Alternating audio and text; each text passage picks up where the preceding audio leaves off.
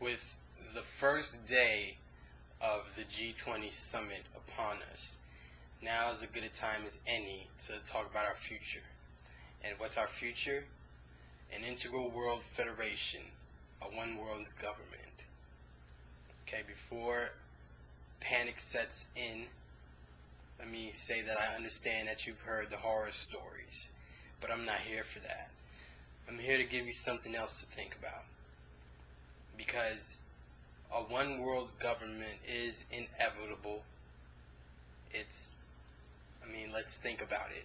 We have the United Nations, we have the World Bank, we have the IMF, the International Monetary Fund, we have trade treaties, non-proliferation agreements.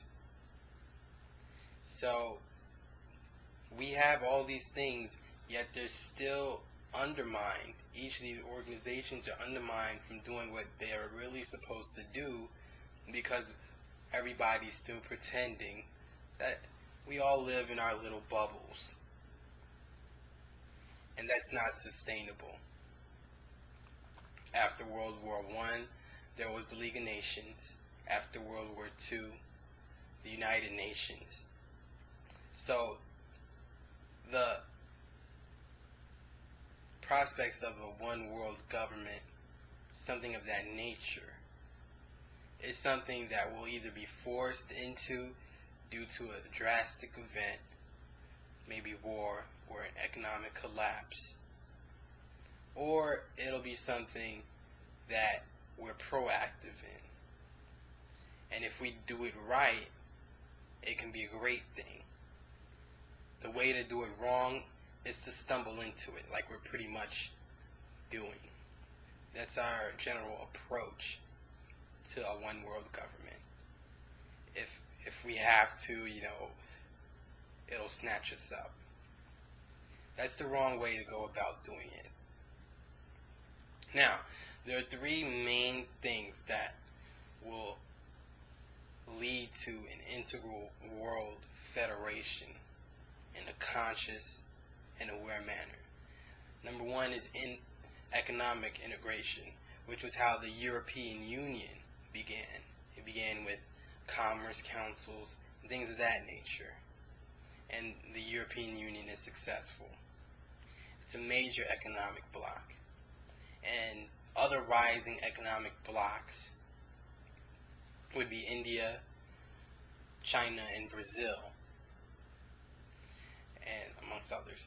But just using those as an example, let me explain what happens if the United States, even though we're still the most prosperous country, let's investigate what would happen if we stayed out the loop.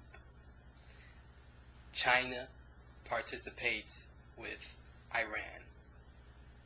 Now, if we're not in the mix on that, I don't need to go into how that would be detrimental to us. You understand? So, economic integration is a way that we can get there. It's a way that we start, and then from there we move on to other issues, like our safety.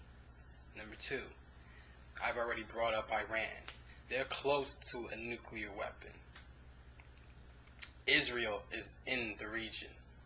Of course, we have a seriously unstable situation that if Iran got a nuclear weapon, that would basically be a game changer. So there needs to be international cooperation because nobody wants to see that. Not just us, not just Israel,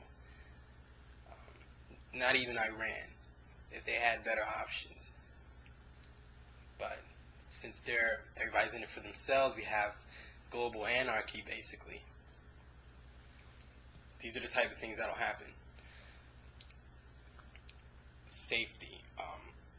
One thing that'll have to come up with any talk of a one world government is, again, speaking to the Middle East problem, is religion.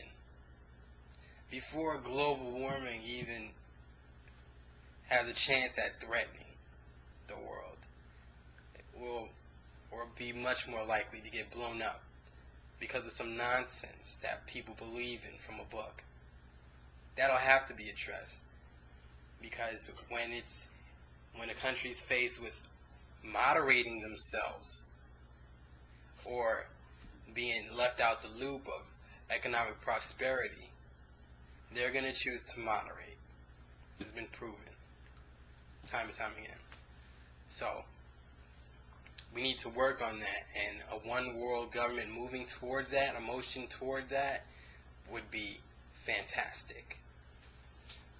Let's bring up Mexico. As you can see, we have a war between the government in Mexico and the drug lords of Mexico that's spilling over into our country. That's a problem.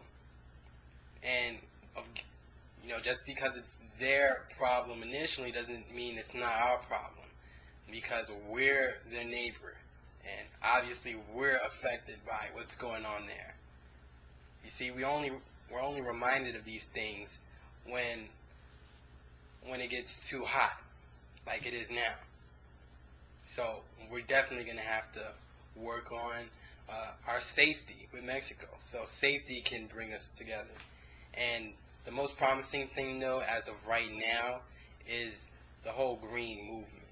And I was a skeptic of the green movement in the beginning, because I sort of bought into the whole thing about it's just for tree huggers, but that's not true. What it basically boils down to is that we all share this planet. We all share this planet and the natural resources. But in reality, it's controlled by the very few, very rich. They can buy as many mansions as they want, have all the trees and fresh air on that mansion property that they want, while they squander the natural resources elsewhere for the sake of their latest product. Now, when you explain it to people like that, I don't think anybody can disagree with that. And I think everybody would support it. But it can't be one country going green. It would take the whole world. So these are the issues, and it's just so right on time now when we have the G20 summit. So share what you hope comes out of the G20, and share what you think about your future.